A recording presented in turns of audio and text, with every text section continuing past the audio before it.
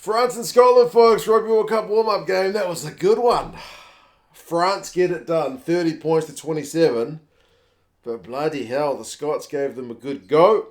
They'll be cursing some kind of poor discipline in that first half, will the Scots. And, yeah, that was a cracker. I mean, it seemed pretty bloody hot over in Saint-Etienne. And the crowd was phenomenally loud, which was very pleasing. So, if that's a taste of what we can expect from the Rugby World Cup, that is very, very encouraging. But interestingly, despite all that, it was the Scots who started the best of the two teams, man. Relentless. They had a bunch of possession early. They had advantage. They had some wide ball, and they spun it to that man, Kyle Steyn. Within 4 minutes, they are on the board. Kinghorn with the final pass and a great conversion from Finn Russell. 7 points to 0. What can the Scotland team do? How are they looking for this Rugby World Cup pool that they're in, which is a tricky one, but man, Scotland are looking dangerous. What can I say? Can Scotland, though, exit after scoring early points without conceding any points? And the answer is no. Kind of true to form. Soon after scoring, they catch the restart, try to truck it up one phase, and immediately concede a penalty at the breakdown. It's Marchand who gets over the ball. So that gives the French and kind of easy 3 points. And when you're looking back at this game, there's only 3 points in it. So whilst you might go towards the end of the script and look, well, it's a scrum that cost them. Bro, that restart was such a soft one to concede from a Scottish point of view. But anyway, I mean, France were just as guilty. I think they conceded 3 points not long later. In a pretty high intensity start. But anyway, the Scottish guys just frustrate me with their ability to concede points after scoring. It's too much of a habit. But yeah, then the discipline starts to get a little bit worrying for the Scottish guys. I mean, they concede a penalty at the breakdown, then the maul again. They get into the kind of yellow card warning eventually, but by the time they get to the yellow card warning, the Scots are maybe given a little bit of a let off because the French decide we're going to opt for the 3. We've been knocking on the door for a wee while, we can't quite score, which is a testament to the Scottish early defence. So it's 6 points to 10, at which point the commentary team I'm listening to decide to break down the entirety of the English and Welsh game. So if you hadn't seen that one, you'd be kind of livid. Fortunately, I had seen it, but it just seemed a bit of a bizarre one.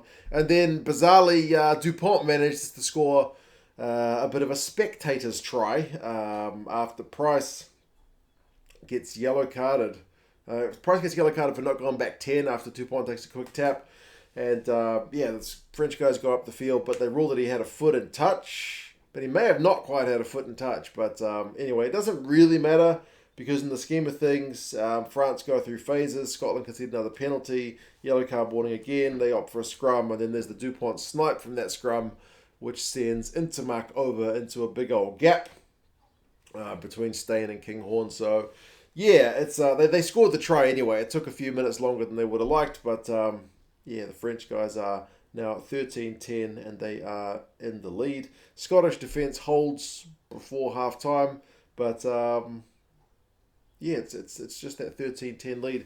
Penalties conceded, though, is 11-3 at half-time. So it's horrendous for the Scottish guys. Now, the final penalty count's 13-7. So clearly the Scots had the better of the going in that second half. But the first half they will not be happy with. Although it was pleasing to see both number 8s just making heaps of carries in that first half. And they would continue in the second. Second half, though, we have a kind of scary period of French just... cohesion. They clicked early in that second half.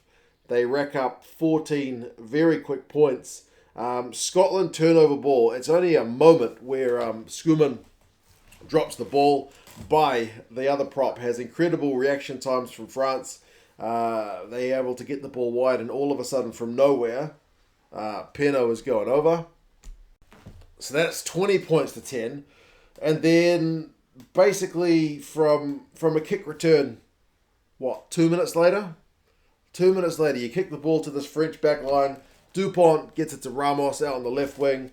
And then he trucks it upfield, gets it into Ollivon, and bam, bam, 27-10. That's... I mean, they can't keep it up because you look at the final French score and it's 30 points. And we've got to keep in mind this French side, this kind of maybe closer to first string lineup. Not that they refer to that in the French coaching staff, but you know what I mean. These guys, this is their kind of first game back, so maybe they're not at 100% cohesion, but when they click very, very dangerously.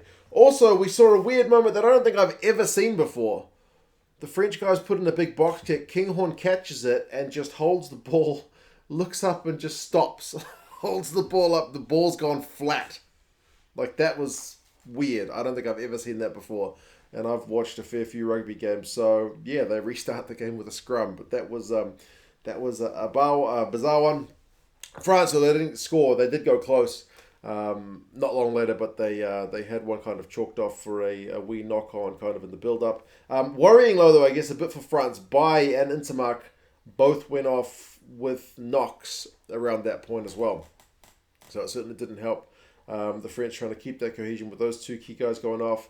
Then there's a bit of a turning point. Maybe it'd be both Ritchie and Villiere win penalties at the breakdown on their own kind of defensive lines as the game's kind of balancing out. And then Scotland, pleasingly for them, because they were looking, you've had a quick double fire, tries conceded, looking a little bit worrying, but then they finally got their own good period of pressure on around 60 minutes. Hugh Jones went close. They managed to send Duhan van der Merwe over out on the left wing. He went off injured as well, which is also kind of pretty concerning, but that gets the Scots back in the game. And then they have their own kind of quick fire double, don't they? I mean, 67 minutes, more Scottish pressure. They're playing fast. The crowd is really quiet. France are conceding penalties at the breakdown. Scotland tap and go. And then Russell and McAnally. I think McAnally had thrown the try assist for the Duhan try. And then McAnally goes close. And then Darge is able to just power over. So 27-22. Suddenly it's game on. Which it didn't look like it was going to be when France had gone through that quickfire double. But, that man Villiere kept getting involved. He had a good line break, and then he got tackled by Stain, picked it and went, and he looked to be going to go close himself, but just bobbled the ball right before the goal line. That might have been a match winner if he'd been able to convert, but Scotland go the other way, and I just wrote a note, no way. From their own half, the Scots attack once again. Horn puts a little dinking kick through, which is surely going to go out, but somehow Kyle Stain manages to gather it one-handed and put it down in the corner. It's 27-27. Sadly for the Scots, he can't kick the conversion of Finn Russell. And then it's kind of like who's going to blink first. There's a bit of a kicking duel. France win it. Ramos, he was, the ball got kicked past him for that last Scottish try, but he put in a sweet touch finder, which gave the French guys some good territory. And then they won the line out from the Scottish throw. So a great line out steal. Then Antonio knocks it on, so it looks like it's kind of all for naught for the French, but then they win the resulting scrum penalty, and that is the difference maker in the game. So it kind of all goes back to that Ramos touch finder. So 30 points to 27. The Scots did have one last chance when Fickou put in a tackle off the ball on Sutherland to get some field position, but I think they knocked it on at the resulting final line out. So, yeah. Scotland, man, they ran France pretty close, and both sides have these patches of just bam, bam, bam tries, bam, bam. You're going to have to be careful of these sides, aren't you?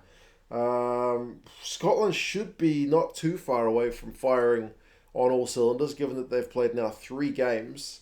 For France, this is their second game, and for the majority of their guys, it's their first game. So, yeah, it's still Rugby World Cup warm-up. It's still hard to know how much to read into it, but this game was certainly an entertaining one. I enjoyed it thoroughly.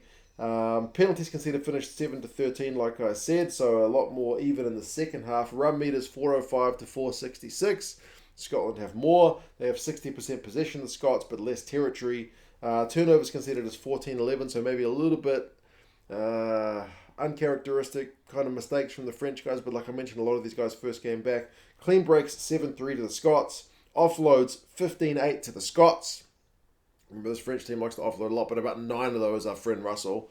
Tackling percentage 85% France, 79% Scotland. So Scotland be a little bit disappointed how many tackles they fell off at the end of the day. Alldritt 13 carries, 47 metres, 4 defenders beaten.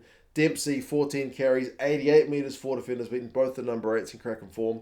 Villiere, 65 metres, a clean break, 3 defenders beaten. He looks sharp on his return as well. Duhan beats 6 defenders. Kinghorn beats 5 defenders. So the Scottish back 3. Stain gets a couple of tries. Still look dangerous. I mean, Darge gets his try and makes 11 from 11 tackles. Has he put himself ahead of Watson? We'll have to wait and see. Ollivon makes 18 from 18 and gets a try as well. So certainly some good performances from some kind of standout players. France have got Fiji lined up next, and the Scots, I think in a fortnight, are going to play the Georgians. But yeah, you guys let us know your thoughts. Pretty entertaining one for mine.